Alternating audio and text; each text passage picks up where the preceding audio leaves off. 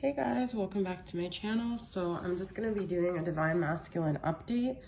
I pulled quite a few cards here. At the top I have Tarot, which is 10 of Pentacles upright, 10 of Cups reversed, Judgment, and 4 of Cups. And then we have addiction, battling or recovering from alcohol, drugs, sex, gambling, shopping addictions. We have sex. I don't have sex with my karmic and I don't want to. Can you really love me? They tell me that you will get bored of me, that you will leave me once you get me, and I am totally deluded. No one can love me like they can, okay? So someone's telling them that. Study. I have been improving myself with studies for my career. We have emotions, wanting to make an offer but fears rejection. Lunar cycles, connecting with the cycles of the moon. They said you would abandon me. When you walked away, it proved them right, and it's all I've ever heard since. They tell me they will always love me, but you were just screwing with me. I have had a hard life. I don't believe in happy ever after. I believe in what I can see, reality. I don't believe in fairy tales. Wait, would you wait to be with me? I feel I have no right to ask you, but the thought of you with another soul is destroying me. Energy healing. Can we still fix what's broken? I thought it was really interesting because all of my messages from old souls and separation are about like kind of wanting to like work things out, the future. I still like hearing from you even when I ignore you. I was afraid of our connection because I was afraid of myself. I lied when I told you I wanted you to move on. It's all about them like denying their feelings, okay? I think about you when I pleasure myself, which goes with the sex without the karmic. Now, I used my Moody Moon messages for the cycles of the Divine Feminine. Now, this is a masculine update, but I feel that the feminine, due to where the masculine's at, these are the emotions she's going through. I feel these are also emotions that could have like hindered their connection in a way because she was very triggered by all of his stuff. So in a twin flame dynamic or any kind of divine counterpart, obviously two people's wounds are hitting each other. So the masculine's wounds of fear of being abandoned and not believing in true love and being influenced by other things such as addiction and other people's words really created a lot of insecurities within the feminine. So due to this, she feels like, will I ever be good enough? She felt desperate. She felt like she almost had to devise these crazy plans because she couldn't control the situation, and she was just so desperate to get a certain reaction and to get her masculine's walls to come down, and she got angry. She was frustrated. She felt this connection and she felt like the masculine was pushing her away.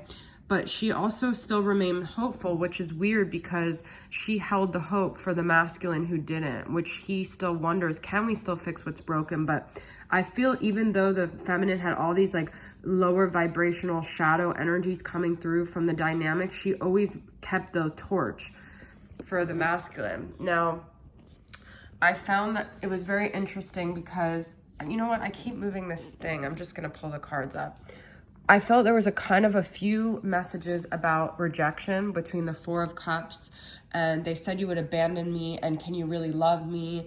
I feel that like both people in this dynamic have a fear of rejection. I do feel the masculine rejected the feminine, but this was out of fear of like not being good enough. The 4 of Cups is a lot about like, you know, not taking this offer. It's almost like an Ace of Cups love because they're so caught up in this like almost wallowing in their past and their emotions and the things that they're fixated on, that they don't see that this cup was genuine and it was full of true love and this person was opening their heart to them. So they don't believe in fairy tales. I feel like that's a defense because I feel a lot of masculines growing up were very sensitive and they got really hurt maybe from other females or from their mother figures, and they just don't ever want to get let down again. So they have this armor so they don't ever have to hurt again, okay? So they reject before they can be rejected. And I feel this 10 of Cups reverse is exactly that, is like them not believing in fairy tales. I feel that they believe they could have a family, they could have stability, they could have structure, they can maybe have the image of seeming to have it all together with the 10 of Pentacles, but the 10 of Cups, they don't feel like they can have that true emotional fulfillment, that true happily ever after. This rainbow is like reversed, okay? So they aim for more like solid, stable things, and they say that here. I believe in what I can see reality, which is Pentacles. It's more physical. It's more tangible versus that emotional fulfillment. The masculine's going through a lot of addictions. I feel it could very well be sex addiction. We have sex here, but he's not having sex with the karmic, so he might be, you know, looking at other girls, maybe even involved with other feminines, but I don't feel it is ultimately what he wants, because I feel ultimately what he wants is he has, I think about you often when I pleasure myself. So it's just things to, you know, pass the time or to deal that are easier to deal with. And like I said, with the rejection, he wants to make an offer, but he fears rejection, which is the Four of Cups again. I also feel this is interesting that I pulled Judgment and Four of Cups, because I feel that Four of Cups is all about not like having that awakening, not being awake and being aware, but then the Judgment is like that final call where they finally awaken. So I feel like they're going to be snapped out of this weird dreamy state where they just can't seem to get it, and they are going to have like a judgment call, or maybe they already started to have it. Okay, they have a lot of self-doubt. I thought this lunar cycles was interesting, because what I feel from this is like the yin feminine energy, that the masculine is actually very in tune to the feminine, and he's very much integrating his own feminine energies within him, and he's allowing himself to have the moods and the emotions of the lunar cycle, or he's being really impacted maybe even by like Venus retrograde. I feel the feminine, he sends him healing. I feel he is healing slowly but surely on his own terms, okay?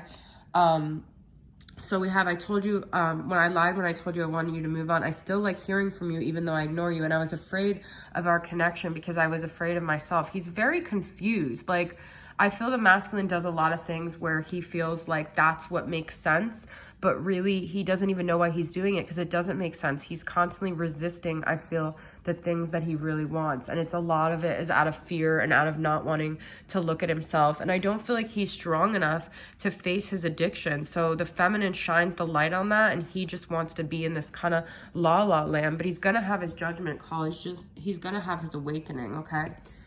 I'm still doing it where I'm moving the actual thing. The other thing I just want to say, feminines, if these are the things that came up, I'm going to pull this and just, if these are the things that have come up for you from this connection, it's good to work on your shadow work and to look at where you've done wrong, and maybe try to energetically apologize to the masculine for these things. But really, you don't have to apologize, because the thing was, in his higher self, he was doing this on purpose because he loved you and he wanted you to look at your shadow aspects.